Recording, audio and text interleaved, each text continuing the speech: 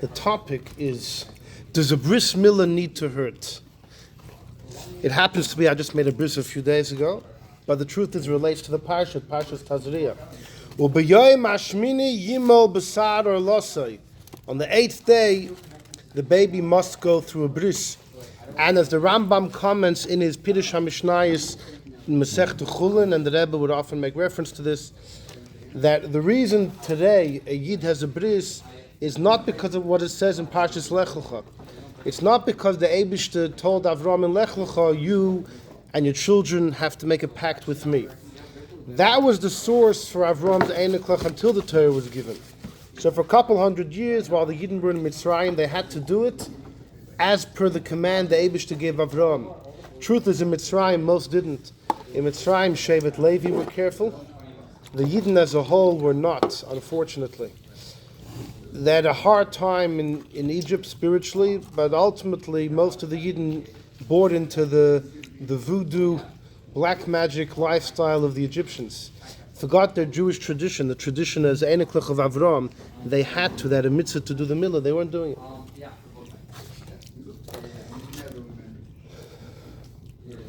In fact, there's a medrash that says when the Eibishter gave the mitzvah of Korban Pesach, what?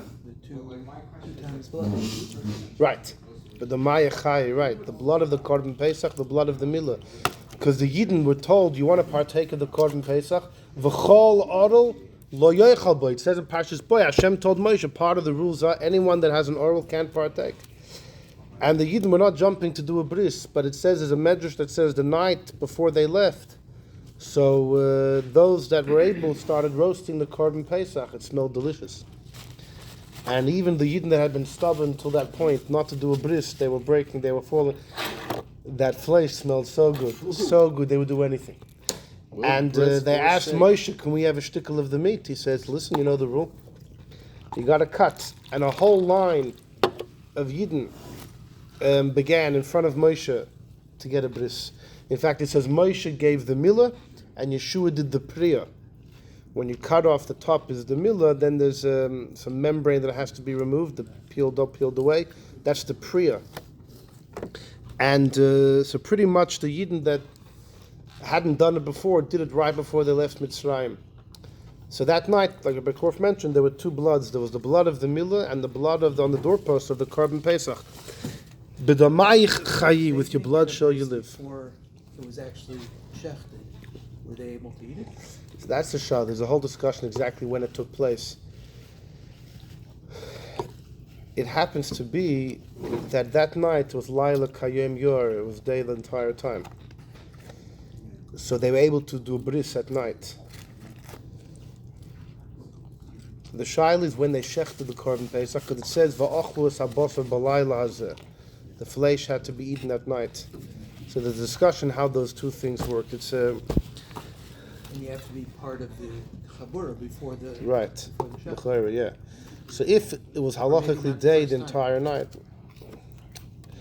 maybe first not. time you also had to be part of it? Yeah, were there? Yeah. That of chaburas, and the question is, How? If they the were question all is when. massive? Well, it says that if im yimat habayis miyosh misef, the house didn't have enough people, then them and their neighbors, and they would go in one place. Them and their neighbors would make one group on the animal, and then they would eat it in one place. They would join. They would choose one place to eat. So there's that shaila. On the one hand, we say the whole night was halachically day, and they had their bris at night because it was halachically day. So then, but it says they had to eat the flesh b'layla hazeh. So some believe there's a Targum Yonason that says that the Eibishter picked up every single Jew that night before we left Mitzrayim, took every single Jew to Eretz Yisrael, Moshe as well. Every Jew went to Eretz Yisrael, they ate the Korban Pesach, and then they came back. So there was some, I don't remember who was the first one to say that, but some of the Achronim say, now I don't just, in Mitzrayim, it was halachically day the entire night, not in Israel. So in Mitzrayim, they were able to have the bris. In Eretz Yisrael, it was halachically night, so that's where they ate it. So they ate the bosser b'layla hazeh. But the shchita l'chor would have been in Mitzrayim, would have still been considered day. So it could be that they had the milah and then they did the shchita. all while it was a lachically day in Egypt. Anyhow, fine, that's all. So comes Matan Torah, and the Eibusha tells us again, you have to circumcise every Jewish male. This week's Parsha, U'b'yoyim hashmini yimol b'sar lost the 8th day. And the Rambam writes, we were quoting before, in his commentary to Mishnayos and Masechta Chulin, that until the Torah was given, Avram's family, all of the Jewish nation were circumcising themselves, or they were supposed to be, based on the command Hashem told Avram in Lech Lecha. But that all changed when the Eibusha gave us the Torah. Now we do Bris Milah because God told Moshe in Har Sinai. And every mitzvah is the same. It's all because the Eibusha told Moshe in Har Sinai. In fact, the Rambam famously holds, in order for a goy to be considered a ger toishav, to be able to live in Eretz Yisrael, and that we have to take care of him, and he has rights, and etc., he has to keep the 7 mitzvahs that a goy needs to keep. The Rambam holds it's not enough. The ger toishav has to keep them because Hashem told Moshe on Har Sinai. If a goy is an erlich goy because it makes sense, or because of the New Testament, or this or that, according to the Rambam, their actions may be impeccable and perfect. They're not halachically a ger toishav. It has to be somewhat apparent that they're doing it. The Rambam says it has to be that they're doing it because God told Moshe on Mount Sinai. The Rambam says, B'chlal, in order to be chasidei umas ha'olam, if they do it out of wisdom, they're chachmei umas ha'olam, they're wise goyim. To be a pious goy, they need to do it because God told Moshe, and also to be considered a ger toishav as well. So why is the bracha? Oh, the $1 million question. So if the Rambam is telling me that every Jew does milah today, not because Hashem told Avram, but because Hashem told Moshe, so why do we make a bracha that we So the simple answer to that, and I'm just giving you a simple answer because that's not really discussion, is that there's why we do something and then there's what we're doing. Why we circumcise because Hashem told Moshe. What we're doing is entering the bris of Avram Avinu. Hashem commanded us do this act in order to enter the bris of Avram. Why we're doing it is because Hashem told Moshe. What we're doing is to enter the bris of Avram. In fact, that's why some say there's 2 brachas. Since when is there 2 brachas on a mitzvah? Okay, by the Seder, we all know moitzi matzah. That's not the same thing. One's on the bracha on the matzah, the other's one's on the mitzvah, the other's birchas hanenin on the before you eat anything. You make kiddush, you make hagefen, and you make the brach of kiddush. It's not 2 brachas in the same thing. One's on the wine, one's on sanctifying the day. But when it comes to the bris, you make 2 brachas on the same action. And the answer is no. There's 2 different things going on completely. The moyel makes a bracha, asher kedushan mitzvanu ala milah. That's on the mitzvah that Hashem told Moshe, make sure every Jew gets circumcised. The father, Rabbi Ben, making a different bracha completely. Not about why we're doing this, but what we're doing. You'll find this in many of the Achronim talk about. There's 2 different things going on. There's the what and there's the why. So it answers why there's 2 brachas, and it answers your question about that Rambam over there. Fine. So here's the thing.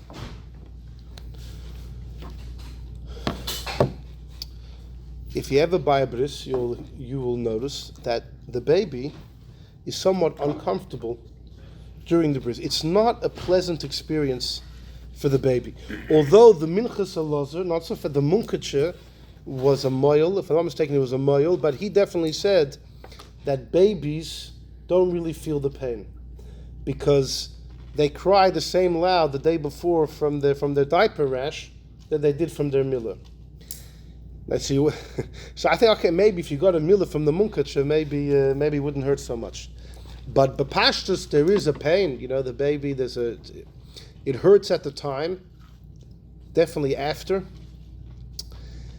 And many have asked, how about putting some numbing cream on the baby there? So at least during the actual milah it doesn't hurt so much. Not just a baby, anybody going through a bris, someone that's older. What about someone that's a ger? The same shilas come up. when someone goes through Geirus, or someone just didn't have a Milah when they were younger, and they're going through it when they're older. Happens in Russia, right? Mitzvah Milah, you go, they line up, they're sitting there, and it's an incredible thing, they're ready to go, exactly. And it's an unbelievable thing that later on in life, they're ready to go through it. And the question is, is there any issue at all with making it painless? And the real question is the difference between a local anesthetic and the general anesthetic. And so that's the question. For an older person to go through a general anesthetic or maybe a local anesthetic, and also for babies, why don't we find why don't we find that they put some numbing cream? Apparently that's not the minig. The shaila is why. How important is it that there's pain by the bris? So it's a fascinating discussion. And in the topic of the shir, I wrote that in the last 150 years, almost every single rabbi has gotten involved in the discussion, and we begin. I would say the Rosh HaMedabrim, the one that everybody quotes as the father of this discussion. His name was Reb Meir Arik, a Rav in Tarno. He was in the 1800s. Reb Meir Arik, there's a picture of him when he was an old man. He was known in his generation as a particular genius. Rabbi Groner of Australia says that he heard that Reb Meir Arik every Chanukah would get into a bad mood. He would say, "There's no Alter Rebbe Shulchan Aruch, and therefore everything seems to be there's no clarity. Everywhere else in Shulchan Aruch, the Alter Rebbe makes a klarkeit, and Chanukah there isn't, and he has all these questions, because the Avnei Nezer, the great Avnei Nezer, once said that anyone that has lichtika eigen, anyone that has a clear eyesight, can see how in the Alter Rebbe's perfect words he answers all of Rabbi Kiva Eger's kashas. Rabbi Kiva Eger has many, many kashas, very always powerful, strong kashas. And the Avnei Nezer says if you have clear eyesight, lichtika eigen, you can notice how the Alter Rebbe ever so carefully, in a subtle and in the subtlety and the nuances, already forewarns and takes care, preempts the Rabbi Kiva Eger's kashas. Anyhow, sort of Meir Arik used to say, Chanukah, there's no Alter Rebbe, you learn everything else, and there's no clarity, and every Chanukah he would get sukkatzt about that. So this Meir Arik was a big Rav in Poland, and people sent him shilas from everywhere, and his svardim here is, he has tshuvas called Imrei Yosher. And in one particular tshuva, which I tried to copy today, I was actually here 3 times today trying to copy things from besides for all the papers getting stuck in the library. I couldn't get any computer to print on. Anyways, it was La Yehudim. A lot of work went into it, and unfortunately it was Yegaita, and I'm not sure if Matzasa or not. Well, we'll see how this year goes. But it's a 1 paragraph, and somebody asked from Meir Arik about putting some ointments. It wasn't an anesthetic per se, it was ointments in the Mokum Hamilah. And Reb Meir Arik's opinion is very clear. He says a bris is supposed to hurt. And he writes very clear. To him, it's not even a question. You'll see others argue. But to him, it was obvious that it's supposed to hurt. And his proofs are the following. Number 1, in the times of the Gemara, they had creams, liquids, that could alleviate pain. He quotes one Gemara, I'll tell you another Gemara. He quotes a Gemara in Baba Kama. The Gemara wants to know if Reuven cuts off Shimon's arm. So Reuven has to pay, even if it's not on purpose, Reuven has to pay for nezek, doctor's bills, embarrassment, and everything. Tsar, pain. So the Gemara wants to know, how do you work out pain? How do you work out... Because maybe once Reuven pays for Shimon's entire arm, so Reuven owns the arm, he can do what he wants with it. How do you pay for pain? So the Gemara gives us one option was, imagine Shimon was told your arm is lost, finished, the king is cutting off your arm. And it's going to be painless. There's a sam. There's some liquid, some potion that can be used. It slices off the skin pain. That's what Rashi said. Rashi writes in Baba Kama, with Pei Dalet, I think, that it slices off the arm painlessly. Now, it doesn't mean there's no pain later, but the actual incision, the actual cutting off, is painless. I don't know, it melts away the skin, I don't know. I don't know. But that's what Rashi says. There's no tsar. So imagine you would ask such a person, once you're losing your arm anyway without pain, how much would you pay? How much would you want to get paid? That instead it'll be placed by the guillotine. And the amount that you would accept to be paid is the amount that tsar is worth. So the Gemara says, what type of normal person would accept any amount of money to go through such pain? So the Gemara says, you know what? The Gemara says, how about flip it? The Gemara says, flip it. Imagine Shimon was told your arm's going to be cut off with the guillotine. How much would you pay to get the painless option? And the amount you would pay, that's how we work. That's the maskon of the Gemara, how you work out tsar. So, but Rashi there describes that there's a sam that literally cuts it off without pain. Now, afterwards there will be pain, but so too by the guillotine. The difference between the two of them is the actual time of the incision.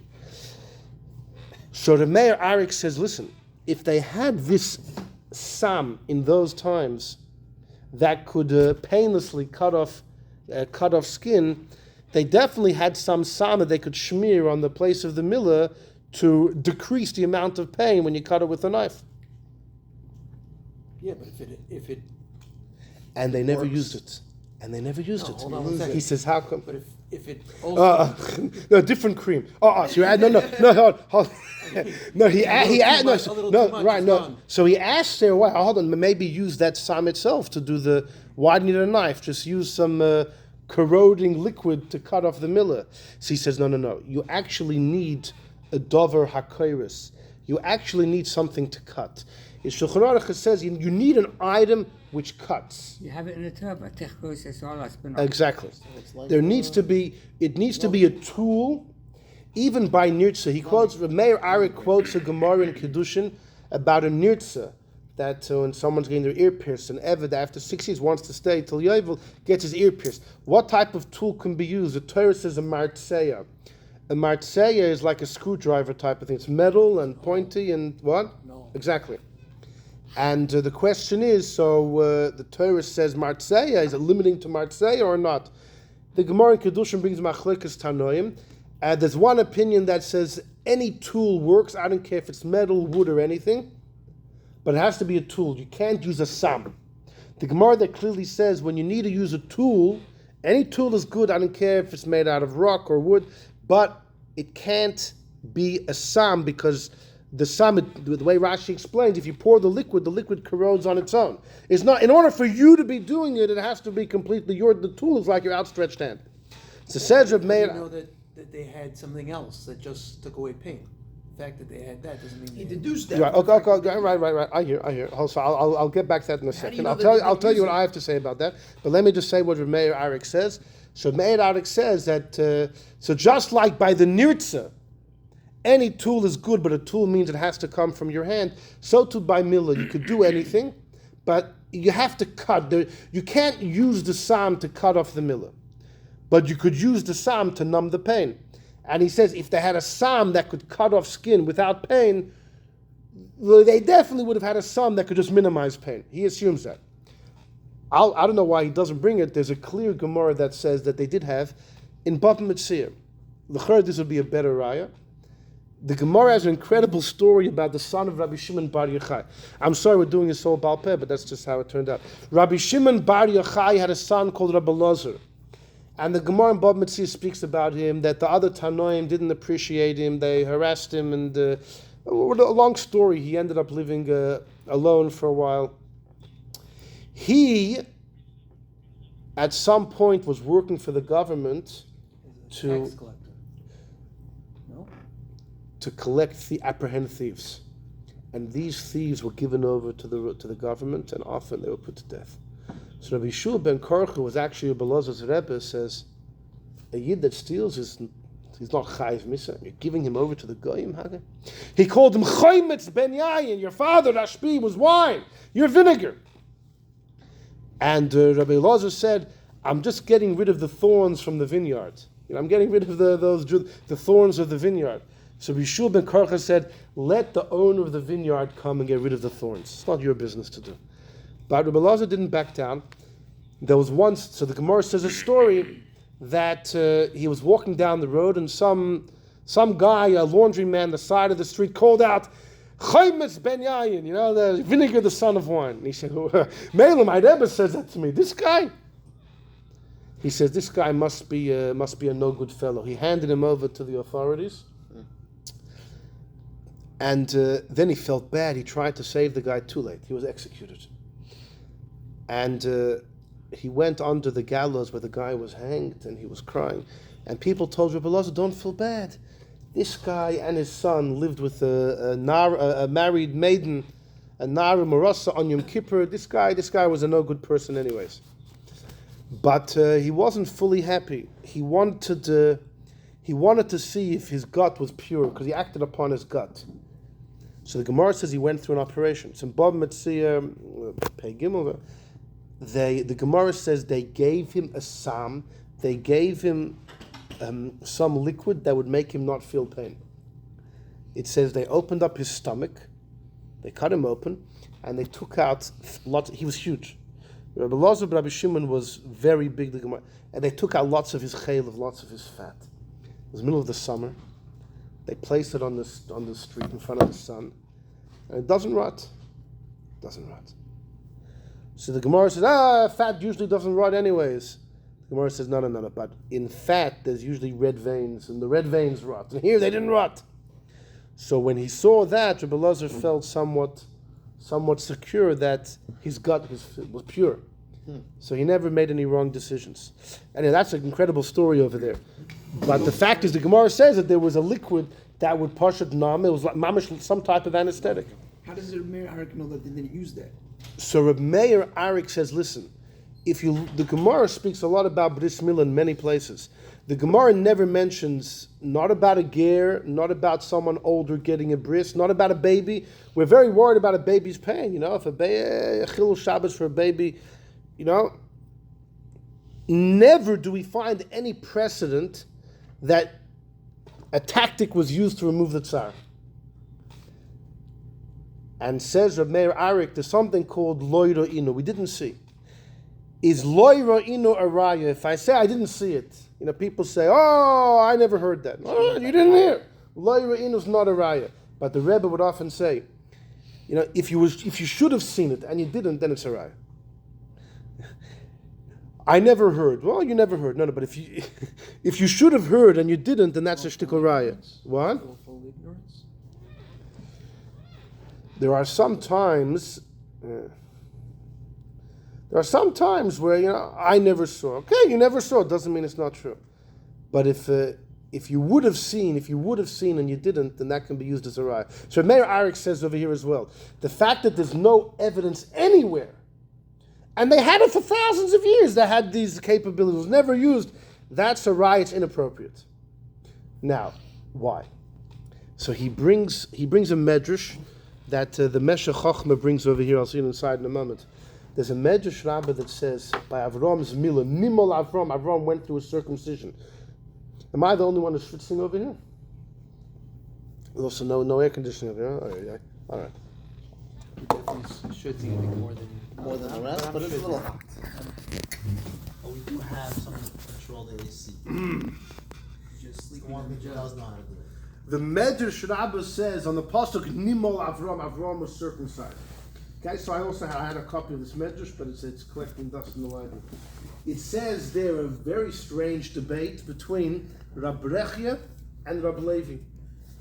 Rab Rechia says, you know what it means, Nimol Avram? Avram felt pain. His whole body. It doesn't say Nimol Besar Avram is flesh. It says Avram himself. You know what that means? That his whole body felt the pain, in order the Eibusha should give him extra reward, extra schar. Rab Levi says, no, it's not what it means. What it means is, Avram was circumcised. Avram woke up in the morning, boom, he looks at himself, and miraculously he was circumcised. Rab Rechia says, you're a liar. I'm going to come back to that, you're a liar. It's not what it means. What it means is Avram felt pain, just the opposite. You're saying it happened on its own. No, just the opposite.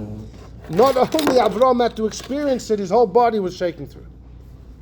So says Meir Arik, what do you see? Avram's bris, which is the paradigm, the ultimate example, the source of all brisin. It was hard, it wasn't easy. It wasn't easy. And that's why he says that we don't find anywhere in Gemara that any effort was put in to make it easier for the baby. There's no such inyan. The inyan is it hurts a bit, that's the way it's supposed to be done.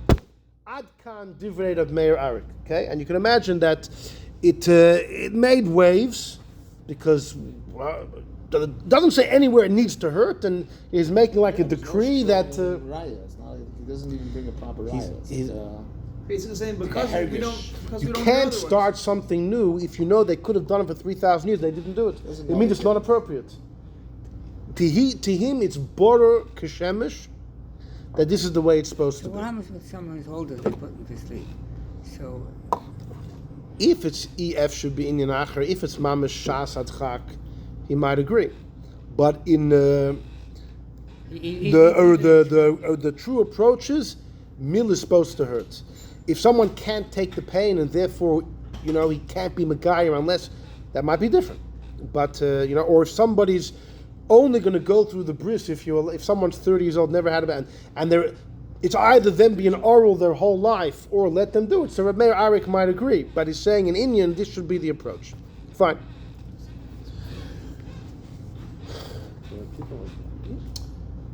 There was a great Rav called the Kluzha Gover Goin. The Kluzha Gover Goin. His name was Arya Tzvi Fromer was his name. He was the Rebbe of Rabbi Pekarsky in 770. So my father and many of the 770 Bochum from yesteryear were students of Rabbi Pekarsky, who was not a Lubavitch, a Polish, but was very close to Lubavitch, a big scholar. And you also his Talmud. The Rebbe would speak to him often in learning. He was a 770 Rosh Hashiva, and he was. Passed away. The Rebbe asked him the shadows, not anybody else. Yeah, they said the Rebbe asked him About davening for them, no? I heard the Rebbe asked him, am I halachically still a son-in-law of the Frierdiker Rebbe? Yeah. Am I still am I halachically still the son-in-law of the Frierdiker Rebbe? Anyhow, so his Rebbe was the Kuzha Glover, who was a famous Gaon in the early 1900s. He was a Rosh Yeshiva in the Sochotshov Yeshiva for a couple of years, and then after the Meir Shapiro, he was a Rosh Yeshiva in Chachmei Lublin, the Kuzha Glover. So he has a Sefer Eretz Tzvi. So he tinus, wait a second. That very Medrash in Medrash Rabbah that Meir Arik quoted, that the Eibushter wanted Avram to suffer to get extra reward, Fakir, you know what that shows you? It's not part of the bris to suffer. The Eibushter wanted to give Avram an extra dose of reward. You see, Fakir, it's a Dover Noisef, it's an extra layer, an extra, it's the Hidru Mitzvah, it's some extra dessert, it's the cream on the cake. The Medrash doesn't say that Avram had to suffer because that's the way a bris needs to be. It's because the Eibushter wanted to reward him extra. You see from there that Fakir, it's not integral to the bris itself. it's not a feat Shara Agra. Right, but it's not integral, it's not essential to the bris himself. So the cream on the cake. So he said, wait a second, it's not so simple that Meir Arik conjectures that it's mamash a chelik of the bris, that it needs to come with pain. So, but he says like this. He throws out an interesting lumdus. The Kuzha Glover's lumdus. You ready for this? There's a din when it comes to mitzvahs. Mitzvahs need to be fulfilled with kavanah. That means you need to be aware that what you're doing is for the purpose of a mitzvah. If you did the action without realizing that it's for the sake of a mitzvah, then it's called you did the ma'aseh without kavanah to fulfill the mitzvah. It's a machlokes in Gemara, Rosh Hashanah, Rabbi, Rab Zera, if it works or not. It's even a machlokes in the Rishonim. Rabbi Yosef Kaira in Hilchos Krishma brings both. Both opinions are brought in halacha, but the bottom line follows the opinion that mitzvahs need kavanah, mitzvahs d'oraisa at least. A biblical mitzvah, so if you wake up Rosh Hashanah in the morning and you blow shofar for practice, and afterwards you realize, hey, I just did the whole tashat, etc. Well, it doesn't work. It doesn't work. You're not yaitze. The mitzvah needs kavanah, and the Alter Rebbe holds the fact need kavanah is a biblical requirement. Mid'oraisa, the mitzvah needs intention. Intention that you're doing it for the sake of the mitzvah. Fine. When it comes to Pesach, there's a funny din. If somebody had matzah shoved down his throat, kaful parsim, the Gemara could have heard, they shoved matzah down his throat, he swallows it. So, he knows what's happening, but he has no intention for the mitzvah. Yet the halacha is your yaitze. The Rambam says your yaitze. Why? So the Ran famously explains, a mitzvah that your body benefits from, the benefit supplies whatever kavanah you would have had to otherwise have had. A mitzvah, there's no benefit, you blow shofar or you say kriyishma or something, then you have to have kavanah. If you don't have kavanah for the mitzvah, then the mice itself is not adequate. But if your body benefits from it, then then you're actually yaitze. I'll tell you what the Ran's Raya is, and I'll tell you a kasha I have, and this is actually, once we're doing things off the paper, I'll just tell you this because it's been bothering me recently. How does the Ran know where does he get this from, that bodily benefit can substitute kavanah that you're doing it for the mitzvah? What's the connection between one and the other? He learned it from the following din. When it comes to Averis as well, if there's something called b'shoigig, if someone does an action, they know what they're doing, they didn't realize it was wrong. You know what you're doing, you didn't realize it was Shabbos, you woke up the morning, forgot it was Shabbos. Right. You do an action, you're aware of the action, you don't realize it's wrong. That's called shoigig. It was a mistake. Then there's something else called misasek. Misasek is when the action itself was completely unintended.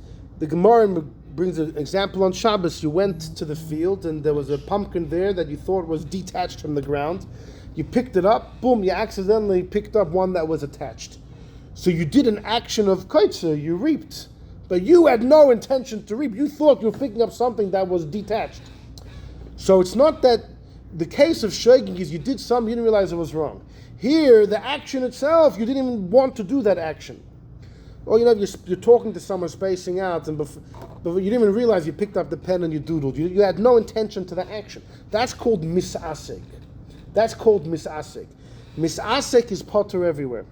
There happens to be a famous word of Rabbi Kiva that even by misasek, the aveira is an aveira, but it's not linked to you because he had no intention for the action.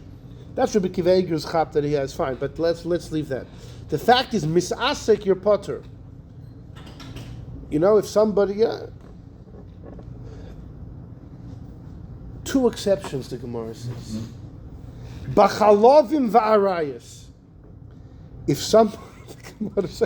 somebody was in his bed on the roof upstairs and he fell through the roof, and his sister-in-law was downstairs, and he fell in perfect angle, right? They'd say the Gemara had a good sense of humor, but the Gemara is giving a case. Or imagine someone sleeping when it happened. In other words, the purpose is that an action of forbidden intimacy happened, but it's not that shoigig would mean you thought it was your wife and it was the wrong person. You knew what you were doing, but here the whole action itself was like what? Like say what? The whole thing was unintended. It was the whole thing was an accident. That's called misasek. But by arayas, what? Exactly. But what? Tripped himself. When I said it my whole life. Hold on. Exactly. It's to make I used to yell at people about that. So the halacha is that because your body enjoyed, because it's physical pleasure, you're chayav. You're not considered misasek. You're considered a shoigig, and you have to bring a korban chatas. Another case is chalavim. If someone ate chaylev, which is forbidden fats, that if you eat it on purpose carries karas, by mistake carries a chatos. So usually b'shoigig would mean you're eating it, you thought it was kosher meat, and you find out later that it was actually chaylev. So you knew what you were doing, you didn't know it was wrong. But says the Gemara, even if it was misasek, if you put something in your mouth to chew on, you didn't even realize that you were swallowing. You didn't even realize what the action itself. Doesn't matter. Since your body has hana, you're chayiv. So these are the two exceptions. So says the Ran, just like by an aveira you see that bodily benefit, raises it from his asik to as if you had intention for it. So too by a mitzvah. That's where he gets it from. So too by mitzvah, like by matzah, even if you didn't have kavanah to do the mitzvah because these people shoved it down your throat and you were just like, the last thing you were thinking was that it was a mitzvah. It doesn't matter. The hana substitutes the kavanah. That's what the Ran says. I'll just tell you the kasha I have on that, and is that it's completely two different things. By the chalavim and arayas, we're trying to raise somebody up from misasik to shoygig. I mean, usually shoygig is, you thought it was your wife, was the wrong woman, right? So you knew what you were doing, you didn't realize it was forbidden. So that would be shoygig. So we say, even if you fell from the roof and the whole action was unplanned, since there's bodily benefit, what the hana does is, it raises it from misasek to shoygig. Which means as if you knew what you were doing, but as far as knowing that it's an aveira, as far as between you and God, it doesn't affect that at all. By the mitzvah, we're talking about, the guy knew he was eating matzah. He wasn't thinking about the mitzvah element. Who says benefit can make it like you had kavanah for the mitzvah element? By the aveira, the mitzvah element would be going from shoygig to mezid. Not only you knew what you were doing, you knew it was wrong. By the geshmak, by the chalavim and the arayis, is not making you from a shoygig to a mezid. It's not bringing the eibishter, it's not dealing with the eibishter, with the godliness, with the Torah at all. What it's doing is the action that you say you have no connection to is now connected to you because you enjoyed it. So it goes from misasik to shoygig. Enjoyment and benefit the same thing? They're different things. Okay, nana. The Hebrew word we'll use for both is the same, nana. No, but I'm just asking, what's the connection by the mitzvah? By the mitzvah, it's not pshat you didn't realize you were eating matzah. You knew you were eating matzah. You knew they were shoving it down your throat. You knew exactly what was going on. You didn't have in mind it was for the Eibishter. So who said Hana can lift it up? That's like going from shoygig to mezid. Anyhow, I'm not trying to confuse. It's just really bothering me. Anyhow, whatever. Going back to the Kushik Lover, he says like this, Mamash Achap. Yeah, it's a Polish Achap. He says like this. A 30-year-old needs a bris, right? He had never had a bris. He's going to have a bris now. Mitzvahs need kavanah. So he's going to lie there. So if you have a local anesthetic, he has in mind to fulfill the mitzvah. Fine. But a baby's under bar mitzvah. Yeah. A cotton has no das. A cotton can't provide. A cotton can't supply intention. So what do you need? According to the Ran, what could supply intention? Geshmak. Well, pain is the other side of the coin of Geshmak. So the pain the baby has connects the action to him, just like Geshmak would have according to the Ran and the Rambam. And the baby needs that because he can't provide kavanah because he's a baby. So an older person could says the Kushik Glover, he wants to argue on Meir Adik, he says there's a big difference between a baby versus a 30, 40, 50-year-old getting a local anesthetic. So I said in the beginning, there's a ger doing it, there's local anesthetic, general, each one's a different kettle of fish. See, by a general anesthetic, there's no kavanah at all. But if the bar mitzvah plus guy is getting a local anesthetic, so he can supply the kavanah. He knows what he can see. He may not look, but he's not watching, but he knows what's going on, so he's supplying the kavanah. The baby can't have kavanah. So you have to go with the Rambam and the Ran by matzah, that when you don't have kavanah, something else can supply kavanah, which is geshmak, and pain is the other side of the coin is geshmak. So he says, that's why, says the Kushik Lover, a baby can't have. That's why you won't find by a bris that they rub anything on the baby. But a 30-year-old, they do. You know why? They'll say, well, because the 30, what do you want from an older person? No, there's a lumdus. This is the lumdus. This is the halachic rationale. A fascinating piece from the Kushik Glover Goyim. But it's also something that we learn out of Avodah Zarah is that you need an action. You need something that attaches you. You can't just think. The moyul is your shliach, and he's doing the It's action. not the baby shliach; it's the father shliach. So they make the kosher glover has a point there. You're right. The shail is by the baby, as long as the father has kavanah, or the moyul. That's this point. Who says it transfers to the kid? Who said it's the kid's mitzvah? So we had a shir a while ago, right? Where the Rebbe has a whole chakira. Is it the baby's mitzvah? But the Eibusha says to father, what do you want from the kid? He can't do it, so do it for him. Then when the kid's bar mitzvah, the father's out of the picture, because now the kid could do it himself. Option B is the Eibusha Lechatchila tells the father, you have to make sure your kid gets a bris. So even after the kid's bar mitzvah, the father is still in the picture. We had a shir once about Yishmael. We had it about Yishmael. So there's a big shaila about how it works by the kid. Whose mitzvah is it really? Is it the kids or the fathers? If it's the fathers, then yeah, obviously this whole shtick this wouldn't be relevant. The body has to know whether he feels it or not. The idea of the matzah is, even though he doesn't want to do it, his body is having a... He's eating a meal. So the same thing here. Even if kid doesn't feel it, his body is being perfected by this concept. Spiritually perfected. Spiritually perfected. Same thing with matzah. Matzah is only... No, he gets a meal. No, I think that's the word. Them. No, but now the fact is he had matzah's healthy. It's like force feeding a person who's sick. But hold on, matzah had... The benefit is not that he did the mitzvah or that matzah is, michla the asvasa. Who was they once asked, was it the Tzemach Tzedek or the Mittler Rebbe about drinking mashke on Pesach?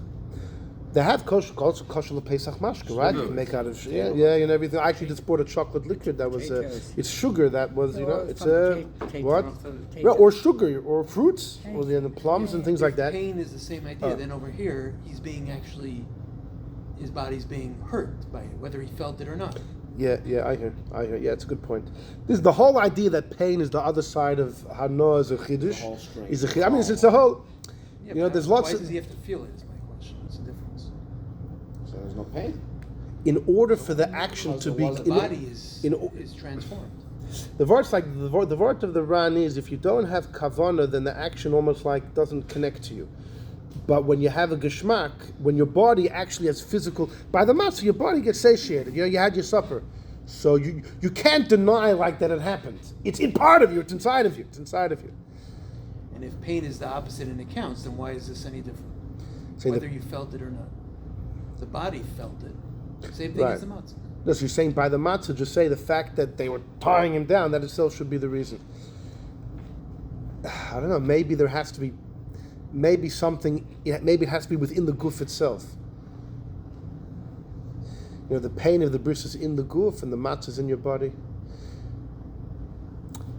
It's a good point. This whole thing, it's a whole new, it's a whole arena that the Kujik Lover created to differentiate between the baby and older person.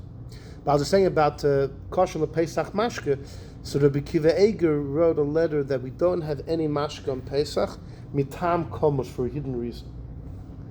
That Tzemach Tzedek said, if he would have given a reason, then we could argue.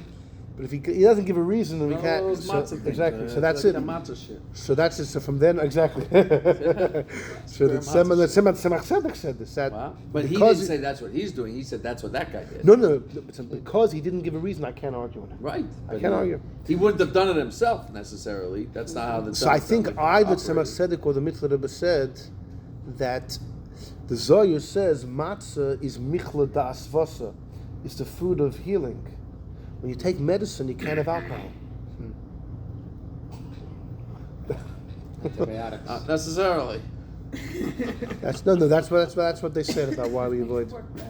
Interesting. Exactly. Anyhow, so matzah has benefits. By the chayra, when the Ran says that because the matzah gives bodily benefit, it means that there's nutrition. There's physical nutrition.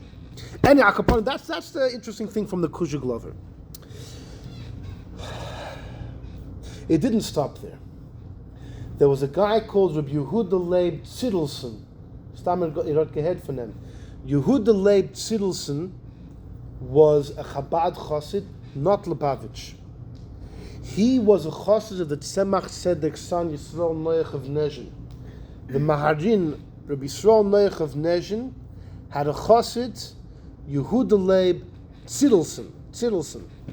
And the Frierdiker Rebbe writes about him. The Frierdiker Rebbe has a letter, which I wanted to copy, but And the Friedrich Rebbe writes in a letter that my uncle Yisroel Noach would speak about the brilliance of this Yehuda Leib Tzidlson, who later went to Koppes, which was another Chabad dynasty, everything but Lubavitch. Yeah, we're not happy with the Koppes. And he became a big Rav, the Rav of Keshinov, big Rav in Keshinov.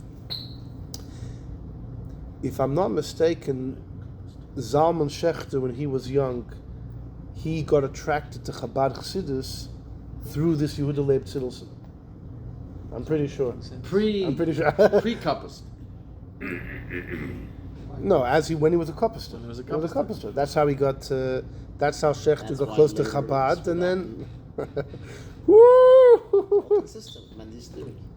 And he needs to keep this theory going. You know that in the beginning, Koppis was bigger than Lubavitch, and then.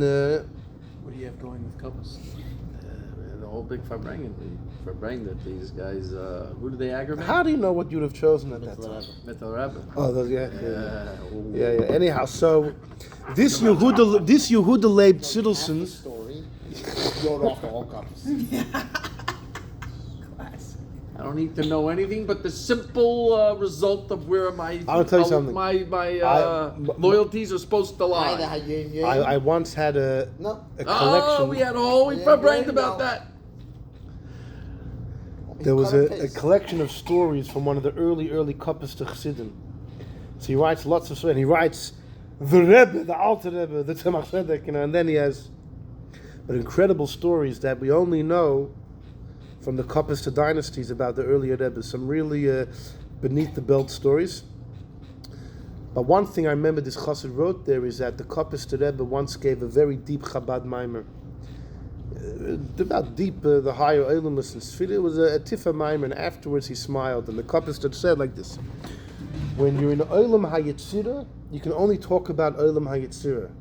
When you're in Bria, it's only Bria. When you have revelations in front of you, you're limited, and that's all there is. You see it, you feel it, you can't live with anything else. Because here we have nothing, we can talk about everything.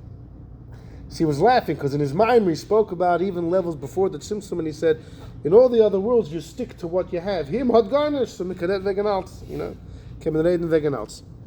So, anyhow, this Yehuda Leib Tzidlson wrote a sefer called Ma'archei Lev. And the Rebbe is going to quote it here in a footnote. In Ma'archei Lev, this Yehuda Leib Tzidlson Tainers, he believes Meir Arik is incorrect. And he's the main guy, this Koppes the Chassid, Chabad, is going to be the main voice against Rav Meir Arik. And he brings a raya like this. If somebody's born with the Bris Milah, the minig is to do hatafas dam. If someone's born without the Orla, so then if it ever happens, so you still take some blood. Or if a guy had a bris while he was a guy, a circumcision, or in the hospital, and now is Magai, you still need to take hatafas dam. So the Ramban wants to know why. There's no Orla. Like, why do you have to do that? There's no Orla. The Ramban says, because the fact is you need to take this person and bring him into the bris of Avraham Avinu. Avraham went into the pact with a cut down there. Everyone has to go through such a cut down there. So hatafas dam, a little prick, a little blood, that's what the Ramban says. So says this Tzidlson, wait a second. Why didn't the Ramban say much better? You know why such a person, a guy that had a bris, or someone born with a bris, needs hatafas dam? Because according to Meir Arik, the bris has to come through pain. And if someone's born with a bris, he never suffered. So he needs hatafas dam to get the element of tsar. If Rav Meir Arik is right that the bris is two elements, there's the cutting, but it has to be done through pain, like by Avraham, it's essential, it's critical. So that is a very simple reason why anyone that's born with the bris, would need to have a bris, would need to have a tafas dam later, because there's no Orla. That's just one Indian, but there needs to be an element of pain. How come the Ramban didn't say that? How come nobody ever said that? Says Reb Tzidlson, people have been talking about this din, about why someone born with a bris needs hatafas dam, or why a ger who already had a bris needs, and no one ever mentioned because there needs to be an element of tsar when you become a yid. He's using the same reasoning against. He says, you know what you see from there? That there's no such thing. There's no such thing. His own logic against them. Yeah, so he wants to come out against Rav Meir Arik, but he finishes off his letter. He finishes off by saying, Still, we don't like to make revolutions in Judaism. No one's ever done it before. So unless it's extenuating circumstances, I don't recommend it to be done. But in theory, he really disagrees with Reb Meir Arik. So far you have Reb Meir Arik on one side. You have the Kuzha Glover who kind of wants to divide between the baby versus someone older who can provide kavana. And you have the Ma'arche Leib, this Yehuda Leib Tzidlson, who Bechlal says the whole thing of Tsar he thinks is not part of the Bris Milah at all. Man is thinking of reason why he doesn't like it. Doesn't know yet why. He's come up with something. You can't. He was a Chabad Chassid. He didn't say here, and therefore it's all gone. It just doesn't. It's not a logical argument. It's not how do you destroy something. It doesn't make any sense. You can't say you could have said better. No. You didn't. It's Therefore, not, what you said. No one mentioned this in it's the not just one argument person. on Tzavas For 1,000 people have been discussing why, if someone is born with the bris, would they ever need to do Atofas Dam? And according to Meir Arik, it's an obvious thing. There needs to be an element of Why did anyone say the pain? But that is pain. No one's Meaning, ever mentioned because it it's inclusive. You can't prick somebody without pain. No, there's then other. why did they use that as You the can't reason? put. But nobody ever did. Nobody ever put salve on it to take the pain away, which proves what Arik says. So you could say the opposite. In 1,000 years, nobody ever came up with it. And if this guy was right, people would have been doing it left and right for thousands of years. They had the exact same logic. It's the same exact Completely. logic. It is the same logic. So you could shoot him down with the same thing you tried to shoot the other guy down. No, this is great. This is great. This is great. Good. Wrote him out either way. Comes. So who else got involved? We get another couple to argue. Exactly. You'll see what the Rebbe's take on it is in a minute. Now you're just torturing it. There was a big Rav also at the same time, also about 100 years ago or so, who said, wait, there's a famous Gemara in Sanhedrin. Before Bezdin would ever kill somebody, Skila, Sreifa, they would get the guy drunk. In order the person shouldn't feel the pain, to minimize the pain as much as possible. So he says, what do you see from there? Afarkasta Da'anya is the name of the Sefer, about 100 years ago or so. It was a big Rav. So he writes, what do you see from there? That even when an action has to be done, and it kind of inevitably comes with pain, but as much as you could diminish, you diminish the pain. There's no mitzvah to make it hurt more. So why by the bris wouldn't you say the same thing? Why would the bris be any different than the Gemara in Sanhedrin about the death penalty? You make the guy shikr, which would be tantamount to numbing cream, at least. The guy who's being killed doesn't have a Correct. mitzvah that he has to do to be Very killed. different. The The opposite. Bezdin is killing him. Okay. about The that? father That's is the mercy. mitzvah to do, but there's an action to be done, and the action necessarily means Tzar pain, B'Chaim but is not the part of the Mitzvah action. on the person being killed. Is the point. Yeah. okay. So let's say it's the mitzvah on the kavanah. father. Let's say it's the mitzvah on the Doesn't have father to to have do the kavanah, bris. is it? And Let's say the and mitzvah on the wouldn't at father. the end But go- okay. So according to those that believe it's the father's mitzvah to mal the kid, it's not the baby's mitzvah. Should say the same thing. So then the father But can get drunk. the analogy would be Good Malchus. the Malchus. It seems to be that part of the ikr of the Unish is the pain. Malchus. Right, exactly. And I would think that it would be wrong, maybe even also, to mitigate that. Supposing a person Right. could be given an injection, something it doesn't feel anything. The whole purpose of Malchus is pain. No, that makes sense. Mises are different, but The Malchus, right. And you also What have- would you compare Milah to though? To Malchus or to Misa? No, the If death you had to penalty Closer to is Malchus. death. And the goal of the Milah is to remove the Arla. The fact it comes with pain is just part of life. But if you could mitigate that, why wouldn't we compare that to death penalty? So says the Afarkasta Da'anya, he says there's a difference though. It could be this is what you're thinking. You tell me what you think. He says you could slice it. You could slice the difference between the death penalty and the Milah. No pun intended.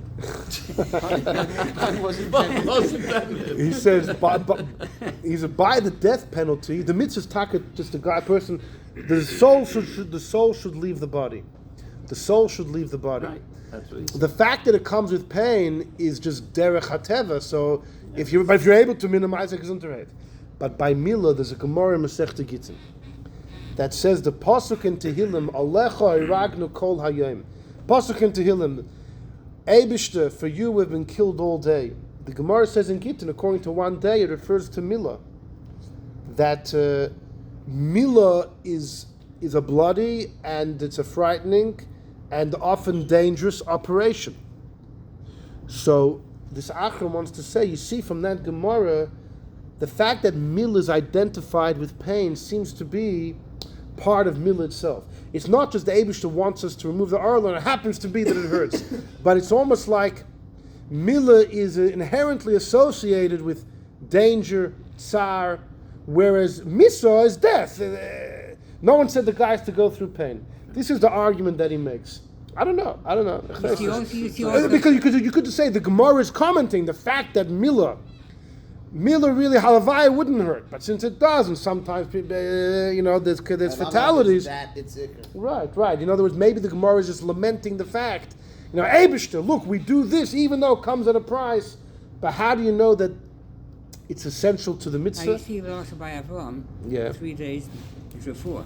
So does that mean an Indian that he had pain, and therefore you need the mouth before, or is before just because there's something wrong? So we had that medrash that he had pain. We're going to get back to it in a moment. Hold on.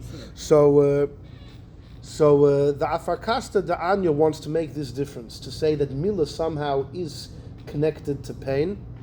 So he's going with Meir Arik. That he thinks that Gemara in Gittin that says, that Milah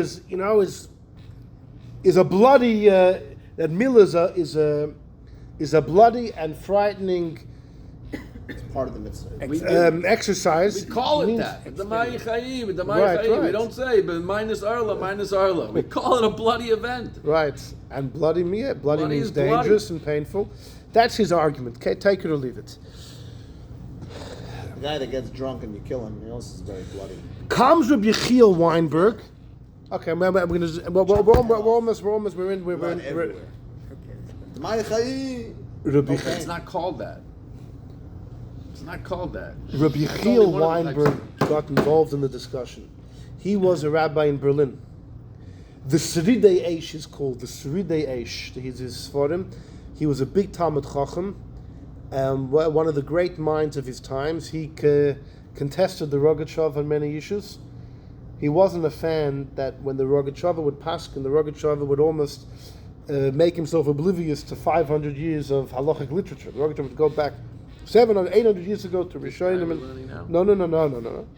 But this Seridei Eish, Rabbi Weinberg, was a rabbi in Berlin, and there is a story that the Rebbe once wanted, when he was living in Berlin, wanted to go to a library there and get some old manuscripts, but he couldn't go in unless he had some recommendation, which for some reason or another means he had to be ordained as a rabbi by this Rabbi Weinberg. So the Rebbe asked Rabbi Weinberg if he could get smicha. So Rabbi Weinberg said, okay, I just printed, he gave him a kuntrus that he wrote on some deep halachic issue. He told the Rebbe to read through it and then they'll talk. The Rebbe came to him very soon after, and the Rebbe dazzled him, that it was like overnight or something. The Rebbe had something to say on everything that he had written. And of course the Rebbe got smicha from him. That's the smicha the Rebbe had from Rabbi Weinberg. That's the only smicha that's like... That's the smicha. There is a legend he got from the Rogatchover. It's unfounded, but this seems to be a much more founded story he got from Rabbi Weinberg. Anyhow, so the Seridei Eish, so he got involved in this as well. And one point that he says, wait a second, Rab Meir Arik says the bris needs pain. Rabbi Tzilson from Kopist says, well, who needs pain? That's not part of the bris. He says, to me, the chumrah of Rab Meir Arik carries much more weight than the kula of the Ma'archei Lev. So I get the Rebbe smicha. One more person of that generation was the Maharsham. What's his right? Does this just says this? He gets into an arichis about about some of the nitty gritties of Milah. But in theory, not part of the fact that we never find anyone ever doing it. That's a really strong right that Meir Arik said. We don't find anyone. Yeah, The Gemara had it, no one ever did it. How come no one ever thought about it? It's not a new invention. It's never mentioned, The Maharsham, Reb Sholem Mordechai Shvadron. So we mentioned him. Of course, he was the big guy that was matir machine matzahs. But I told you the incredible story about why he was make. Remember, he had the near-death experience. In 30 seconds, when he was a bocher, he was very ill, and he had mamished. He was gone. The family thought he was mamish gone. All of a sudden, he wakes up and he says, "You won't believe what I saw." You were here when I said the story? I said, in the Zal. He was there. Anyhow, so you all heard this, so you're here as well. I didn't. So he had, he said to those around him, he was about 18 or something. He said, "I was in heaven, and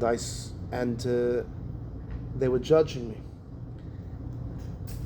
and they said that this bocher learned day and night. That's all he did. But you know why he learned? It was for himself. He wanted to learn. He wanted to have knowledge. It wasn't for God. It was for himself." And therefore it's time for him to go. And a group of malachim came to take him to the next world.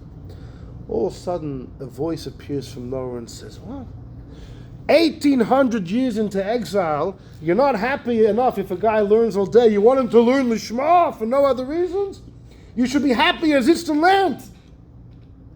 And they reconvened. They said, Taka, we'll give him another chance.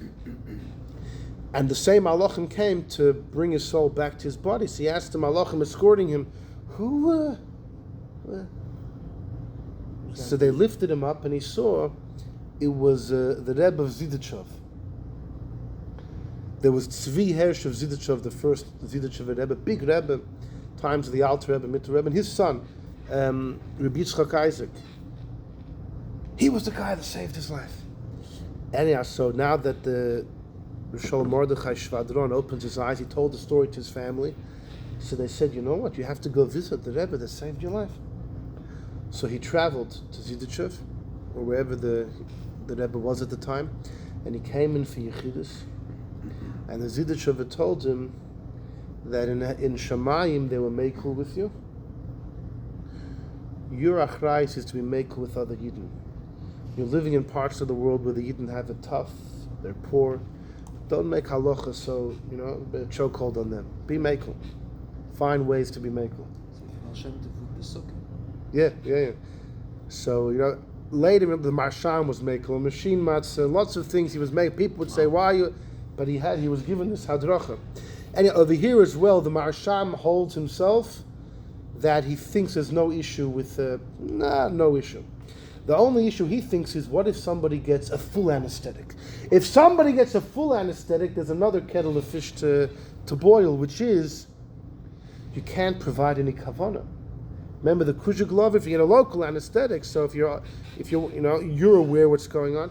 But if you're sleeping, so who's having the kavanah to do the mitzvah? The male. So the Marsham says that there's a Gemara in Gittin. There's a well-known Gemara in Gittin they all talk about.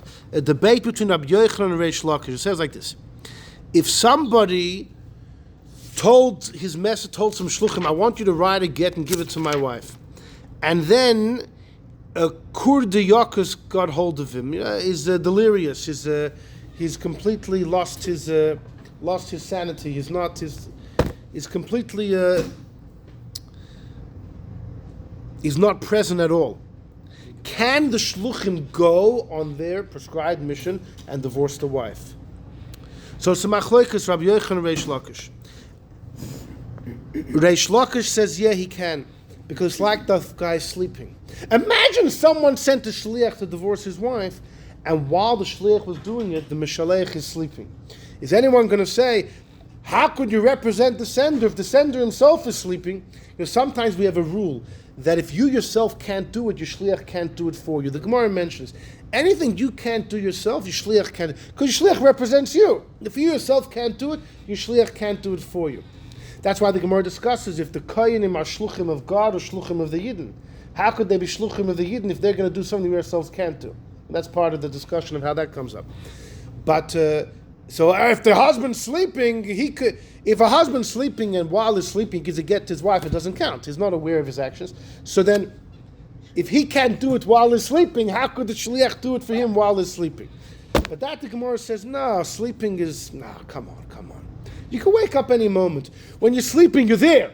You're there. You're not like incoherent. You're there. You're just not alert, but you're there. Let's say if someone's completely a shaita, is completely not there at all, there's no way. So then the shliach can't do it. Then the shliach can't do it. What? Like Hanukkah candle, that when you light that one light, it's as if it did the whole thing. So even if it goes out, you don't have to. Because once you light, hadlaka is a mitzvah. Once you light it, you lit it.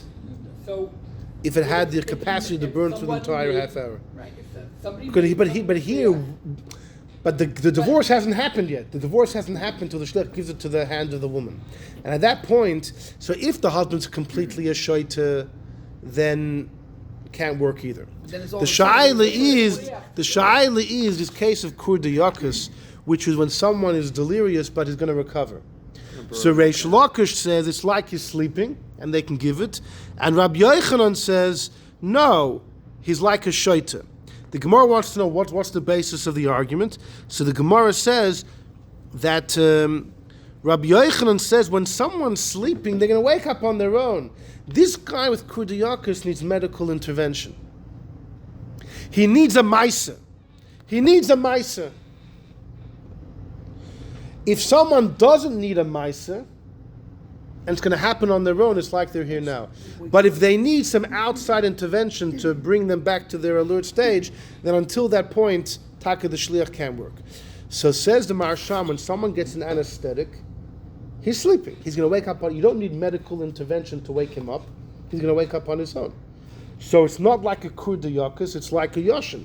He's going to wake up on his own. As soon as the dose runs out, the Mitzvah Shem will wake up on his own. But you don't need outside intervention to wake him up. So says the Marasham, get a full anesthetic. The shmoyel is going to be your shliach.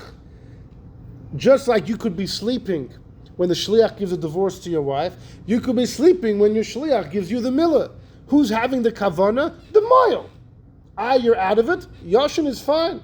Yashin, anything which doesn't need an action to wake you out of it is fine. That's the psak of the Marsham. So the Marsham says not only you can rub oil, you can rub ointment, you can get you can get a full anesthetic, right? Here's mamash mekel. So you have this. Okay. With this, let's just read over. Okay. Number one is a statement of the Meshech Chochma. That is, who's the Meshech Chochma? Reb Meir Simcha of Dvinsk, the great Torah genius of Dvinsk, the Sameach on the Rambam, the Meshech Chochma on Chumash. And he quotes like this, Shol Tunis Rufus Hardasha, Tunis Rufus asked Rabbi Akiva, whose actions are better, God's or a person's? So Rabbi Akiva says a person's actions are better. For example, the Eibishter made stalks of wheat. It'll go into a Geschmack Heimish bakery. What are you going to do? You'd rather chew on a stalk of wheat or enjoy some sourdough with pizza, right? So and Rabbi Akiva, so to gam mitzvahs milah. We're number one, the fifth line. The Eibishter made the body with an imperfection. That the Eibishter wanted a person to become a partner in perfecting the body. So the Eibishter made moisters. The Eibishter created extra skin, and the person will come and cut off the arla. And that's how you sign to be an Eved Lashem, right? Fine. And therefore we find in Yerushalmi, and he quotes the Medrash I started off with. It says about Avram Nimol, Mol Avram Ein Ksivkan Nimol. So Rabrechia says it means Avram's whole body was affected from the pain. It doesn't say the basar was Nimol, but the whole body. Rab Levi says no. Rab Levi says Bodek Esatzmoi, that Avram looked down, Nimtzatzmoi Nimol, he found himself, he was circumcised. That was the debate. And Sa'akal of Kukruchi, Rab Ze'ira screams at him and says, what? Kazvana Shakronat. Rab Ze'ira says, you're a liar. To Medrash Rabin Lech Lecha. Rab Ze'ira tells Rab Levi, you're saying Avram just looked down and happened on his own, you're a liar. It's fakert. Not only Avram had to do it, it caused him pain. It's this polar opposite debate. Says the Meshech Chochma, why was Rab Ze'ira so sharp? He told Rab Levi, you're a liar. So I want to show what the Meshech Chochmah says, and then we'll see what the Rebbe's word is on this. The Meshech Chochmah says like this: what's the whole purpose of Milah? The Eibusha gave some extra skin to give man the opportunity to perfect the body. Humasha kivan abers, but the Eibusha deliberately sheheniach moisvus, he gave something extra to give Adam the opportunity she's dachach nafshoy to perfect himself b'ki mitzvas, and is mekayim with this the will of the Eibusha. Right? Not like the Christians who were against Milah and said, why are you playing? God wouldn't create a body with an imperfection. No, the Eibusha wants us to do our part to perfect creation. So Reb Zeira tells Reb Levi, the whole purpose of the Milah is Hashem made a foreskin to give us opportunity to do our part to perfect. So you're saying, Avraham, it happened on its own? That undermines the whole purpose of the Milah. Im kein mot, what are you saying? Shegamze, that even this happened through the Eibusha. Im kein shuv botla kavan amitis. The whole purpose, bebroya beir dover tafel. The whole purpose the Eibusha created that extra skin and the moiser bebria, the extra thing, was that we should have a chance to become a partner, a shutuf in creation. If you say the Eibusha did it, Avram he opens his robe to do it, and boom, magically he finds there's a Milah there. So it's lochin tzarkol. That's why the Abzira said you're a liar. What you're saying is an open falsehood. It's a maimer shesois from atzmai. It self-explodes. The whole purpose of Milah is to allow the person to do his part, to perfect the body. If the Eibusha does it himself, he wouldn't have made that extra piece in the first place. So the Meshech Chochmah says, why did Reb Zeira scream? Because to say it happened on its own, no, can't say that. Avram had to do the action. The Rebbe, number 2, the Rebbe is going to learn a whole different shot. The Rebbe is going to learn the issue of Reb Zeira with Reb Levi is, if it happened on its own, mean there was no pain. It's the pain aspect. Not the fact that, how could you say Avram didn't do the action? No. It's if you say there was no action, there was no pain, the pain was the issue. Really? Yeah, look at number 2. Comes the Rebbe and says to number 2. It's a sikh in Parshas Lech Lecha Chelik Yud. Lefi anal yispar, there's an inyan noisif hadirish beer. Ma'du kosher inyan a Bris Milah bedover hagorim tzaira diyanuka. Why is it that the Bris Milah has to come with pain of the baby? To the point, that's why we don't make a shechiyona by a bris. Baby suffers. What? Ubefrat, joy is a ikran avodas Hashem. Ived b'simcha. So why are we commanded by the Eibusha that this incredible mitzvah, dafka has to be in a way of pain? Opposite simcha. Everything else you have to do with joy. Milah is a painful experience. So the Rebbe says, maybe you'll argue the pain is really an accidental side effect. Maybe halavaya wouldn't be pain. Va'af, you'll say, shezeh shepa'ulas ha'milah geremes. Maybe the fact that Milah causes pain is because of fishakeinu teva aguf. That's just nature. B'chol pulas kreitzabai. Maybe the Rebbe says, no. Omnam, however, mikivan shekol in yonei ha'elim he'meduyakim. Everything in the world is exact. Umuchuvanim. It's calculated. Kafi, according to the way they are in their source.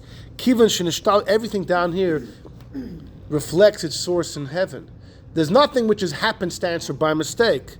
Or mikol shekaim by inyan of a mitzvah. You can't say philosophically to say that every milah is so connected to pain just because that's the nature of the world, but really it's not connected to the mitzvah itself. Can't be. How they move in that inyan hatzar b'bris milah is bekavana, it's deliberate, betachlis miyuchedes. It's there for a purpose. Exactly. Or befrat, according to those achronim, that mitzvahs milah needs dafka to be through pain. And therefore, ein lahardim es hanimol, not to put the nimol through lahar, put him to sleep.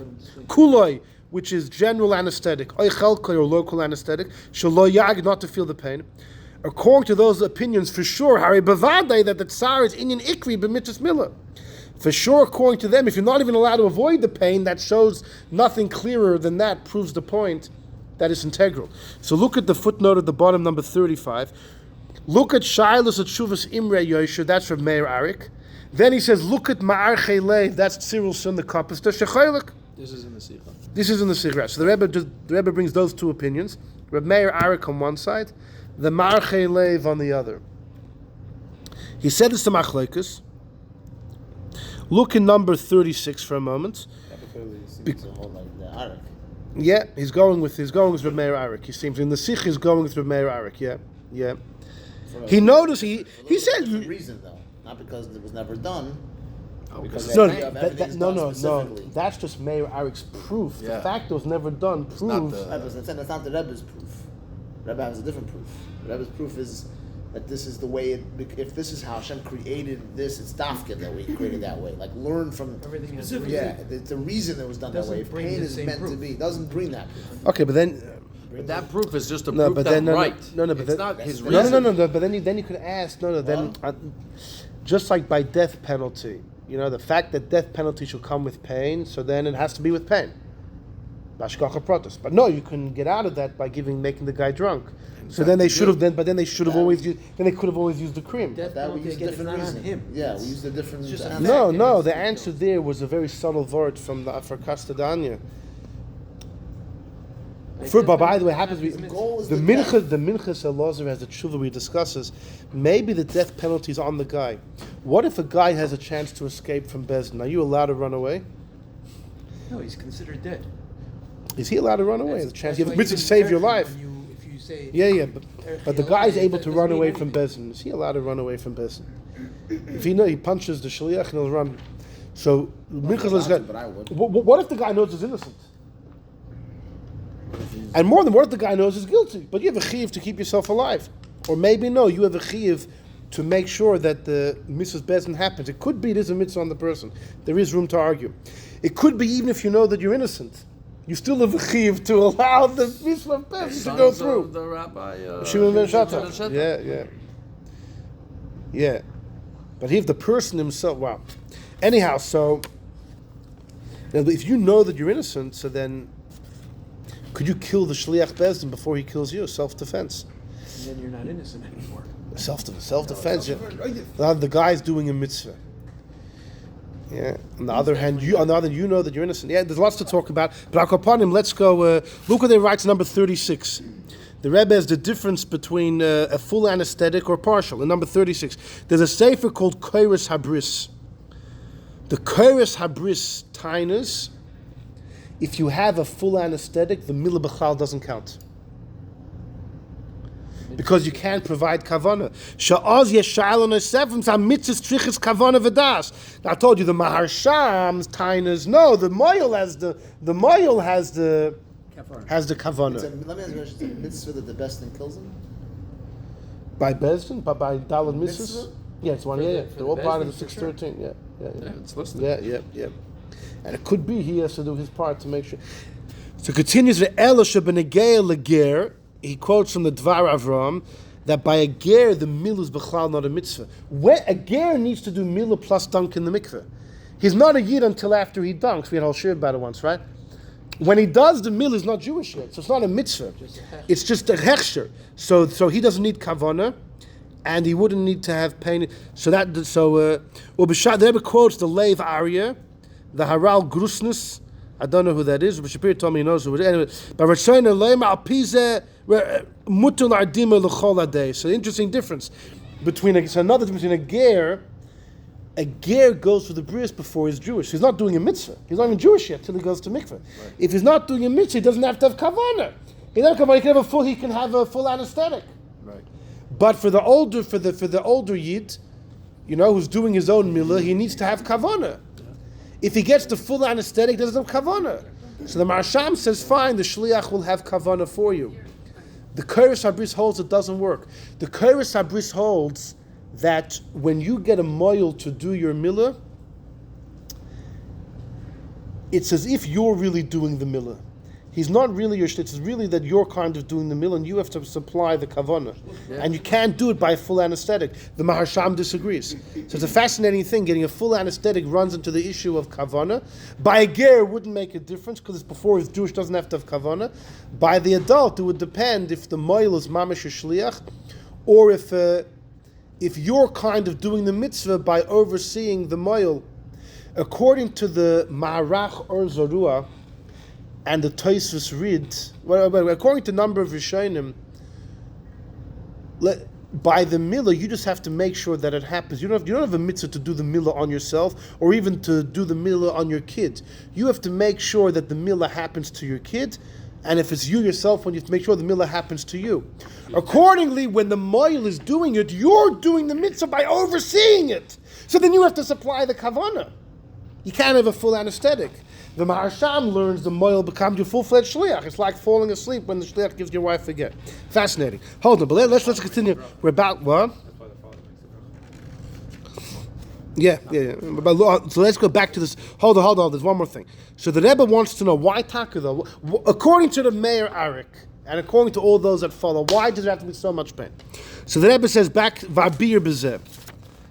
The Rebbe says in Yana of Mitzvas Milah is laham shechalikus in the physical part of the body. To have a dira betachtenim, not stam betachtenim, but in the most grubber part of the human body. To make, and the Eibush Dafka wants to cut it there. To have a dira for God inside in the pants. V'lachan sarchlis dafka bebasar, the way the flesh is in its own turf. Mugder b'chol tchunaisav. In the Eibishter wants to dwell in the lowest part of the human body, it has to be on the terms and in the own turf of that aver. That aver is very delicate, and therefore it needs to, if it doesn't come with pain, it's almost like this bris was like miraculous. It like hovers above, but doesn't permeate. That gam bebasar kazeh, which would feel pain in such a thing, shehu margish sar bedover mitzvah, that a mitzvah which usually should be through joy, but is going to hit to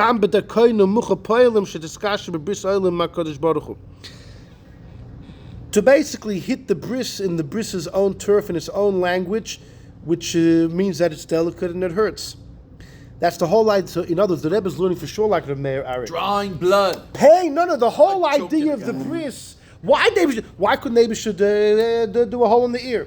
The Rebbe wanted to get it in the lowest part, dafke betachtenim, then it has to be in the language, in the way things work in that part of the body, which is pain. So the Rebbe is for sure going like the Meir Arik. Now comes the Rebbe number 37 and says like this. He says, he argues with the Meshech Chacham about Pshat Lahor. Look what it says in Parshas Rabbi, that Rab Levi, that Rab Brechia said, Hirgish v'nitztar, Avram was pained in order Hashem should give him more reward, right? And then Rab Levi said, no, it just means it happened on its own. Avram opened his robe, boom, there's no Arla. And Rab Brechia screamed and said, you're a liar. So based on what we said inside, you understand. Reb Zera said it. No, so there's different. That's by the Meshech Chacham he brings Reb Zeira. In our Medrash it says Rab Brechia. There's different versions of who it was. Yeah. So the Rebbe says, but now it's Yumtuk. Why in the Medrash he spoke so sharply on Rab Lev? You said there was no pain. Reb Zeira says you're a liar. You're a liar. You're a shakar and a kazan. Why was he screaming? Kikanal, based on what we said, the tsar is an Inyan Ikri. It represents what the milah is all about. And it has to be that Avram, who was the father of all milah, he definitely wasn't lacking. In other words, the Kuzhik lover said, if you remember that even Reb Zeira, who says that Avram suffered to get more reward, it was just more reward. The Rebbe says, no, it's not like that. The Rebbe's learned the Medrash just like Rav Meir Arik, that Avram's pain wasn't incidental, wasn't stam for extra schar. That's the mahus, that's the essence of a Bris Milah.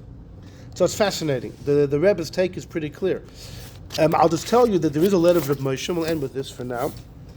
Reb Moshe writes over here that you quote from Reb Shlomo Zalman Auerbach, Harav, Hagon, Hagodol, Reb Shlomo Zalman Auerbach.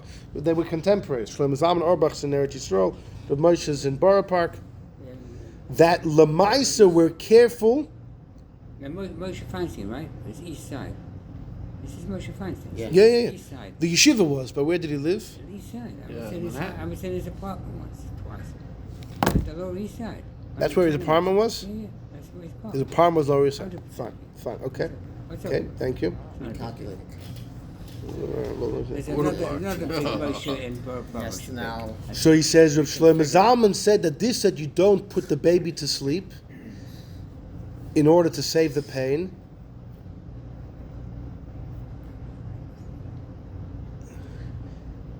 Moshe says the reason we don't do it is because anesthetics are dangerous for young and for old as well.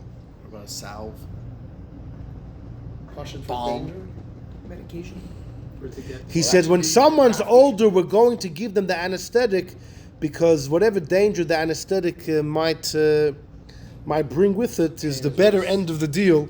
Is the better end of the deal than the tremendous pain of the bris without.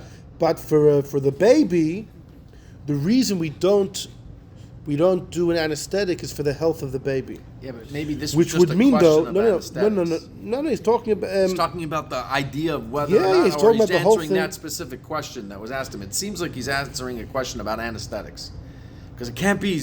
What about a salve? What about putting a numbing cream on the baby? I think he's answering a he's specific saying that we question. don't do sameh tardema. We don't put something that will put the kid to sleep.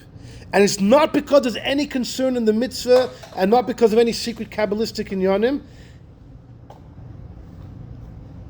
He's just going with medicine. It seems like from Reb Moshe, as long as what you're doing is clearly has no... You're saying from this you can see, you can put on a balm? A balm? Yeah, If it has no that's negative from, effect. yeah, I told you to use balm. yeah. But I don't know. Listen, Reb Moshe says this, but listen, the Rebbe is very clear. The Rebbe is very clear in the Sikha Mishnah. The Rebbe is going with what's in Ruchnius. Yeah, but the Rebbe is explaining he's quoting the Meir Arik, he quotes the Achronim. He's going with facts. Yeah, but the difference is if you would ask them, no, can I put something on top of the baby? No. The Rebbe would say, if you can avoid it, better not. It's better for the child not to. I'll cry. Yeah, but it's better for him in the long run. Rav Moshe would say, no, we're a man of halacha. There's no halachic hurdle to do it. Anyhow, so we'll end over here. But you see, it's an interesting discussion, and the Rebbe's take here is Listen quite to this. clear.